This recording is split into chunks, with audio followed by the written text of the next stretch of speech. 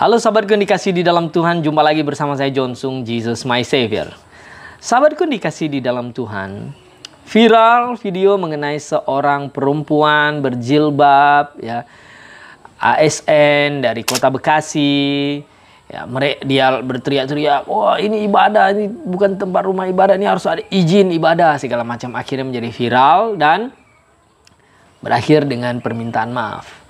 Nah, sahabatku yang dikasih di dalam Tuhan, konsep mengenai ibadah ini, ya, dari kalangan umat agama lain ini tidak bisa mengerti bahwa orang Kristen ibadah itu tidak harus ada tempatnya, gedungnya. Ya. Ibadahnya orang Kristen itu adalah bersifat rohani. Berkumpul mau di rumah, ya, mau di dalam gua, di bawah pohon, dimanapun, it's okay, tidak ada masalah. Kenapa? Karena di dalam Alkitab sejak, ya, Tuhan Yesus mengatakan bahwa orang-orang yang menyembah Tuhan, menyembahnya di dalam roh dan kebenaran. Jadi ketika Tuhan mengatakan statement demikian, bahwa seorang yang menyembahnya harusnya menyembahnya dalam roh dan kebenaran, adalah penekanan bersifat rohani, kebenaran yang pakai akal budi, yaitu firman Tuhan harus dipikirkan. Jadi kalau kita mau menyembah Tuhan dengan benar, itu adalah kita menekankan bukan fisik, ya. Misalnya kita berlutut, hadap mana, sujud-sujud, tetapi penekanannya kepada hati kita yang bersih.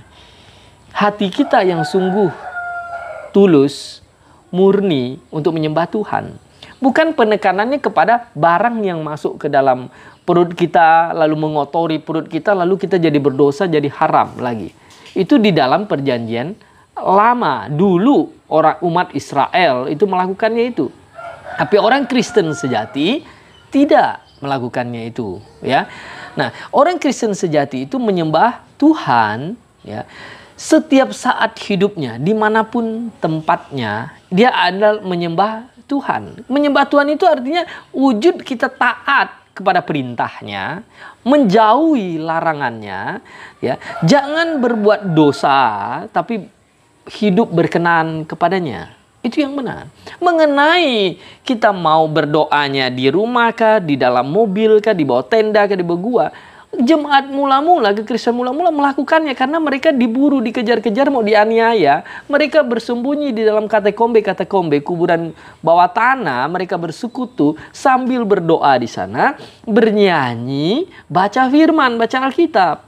Nah, hari ini, ya, di Indonesia, ketika orang-orang Kristen itu diintimidasi, dianiaya, mau bangun gereja, katanya harus ada 90 orang anggota tanda tangan, lalu ada 60 kakak kasih tanda tangan, lapor ke lurah, kepala desa, camat, baru dikasih izin bangun rumah ibadah, katanya. Seorang yang kasih di dalam Tuhan, ini adalah aturan yang konyol, ya. Pernah nggak orang bangun masjid itu minta izin tanda tangan kepada orang Kristen 90 kakak, saya tanya. Tidak pernah. Tidak dilakukan itu. Lalu apakah kalau kita ada dalam suatu lingkungan komplek hanya 20 orang, lalu kita tidak boleh ibadah? Kita kumpul di rumah, kita berdoa, bernyanyi. Lalu tidak boleh, kata rumah itu tidak ada izin untuk tempat ibadah. Lalu maunya apa? Maunya bagaimana? Padahal, ya, dalam Undang-Undang pasal 29 ayat 2, ya, 1945 itu negara menjamin kemerdekaan tiap-tiap penduduk untuk memeluk agamanya masing-masing dan beribadat menurut agamanya masing-masing, gitu. Dan pasal 4 Undang-Undang nomor 39 tahun 1999 tentang hak asasi manusia, HAM, menyatakan bahwa, ya, hak beragama adalah hak yang tidak dapat dikurangi dalam keadaan apapun dan siapapun, ya. Itu adalah seperti hak hidup, hak untuk berpikir, ya, hak untuk, ya, tidak dijahatin, tidak disiksa oleh orang. Itu hak yang hakikat yang ada di diri orang. Dia mau berpikir, dia mau menyembah kepada siapa, dia mau menyembah Tuhan di mana, dia mau berdoa di mana, dia mau bernyanyi. Tidak ada orang lain yang bisa melarangnya. Nah, jangan konsep agama lain yang misalnya ibadah harus pergi ke rumah ibadah, diterapkan di dalam kekristenan, ya, sehingga menjadi problem. Ya, kalau mungkin agama lain itu mau beribadah dia harus pergi ke rumah ibadah. Kalau tidak ke rumah ibadah dia tidak bisa ibadah. Saya tanya, apakah dia misalnya sholat di rumah itu dia perlu izin sama tetangganya? Akan konyol, gitu. Kecuali orang Kristen itu bisa beribadah, dia bernyanyi, ngeband, ya, kemudian teriak-teriak, mengganggu suara tetangga, ketertiban umum, ya itu ya boleh dilarang. Tapi ini di dalam gedung, berdoa, bernyanyi, ya, kok dilarang? Lalu bilang tidak ada izin. Memangnya ibadah harus izin sama siapa? Gitu.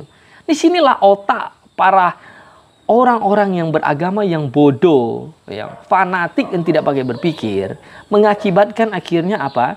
Terjadilah intoleransi, terjadilah akhirnya bentrok secara horizontal antara satu warga dengan warga yang lain. Sahabatku dikasih di dalam Tuhan, kita orang Kristen, ya, kita disuruh mengasihi Tuhan, taat pada perintah Tuhan, beribadah, menyembah Tuhan, bernyanyi, baca firman, mau dimanapun, tidak ada masalah.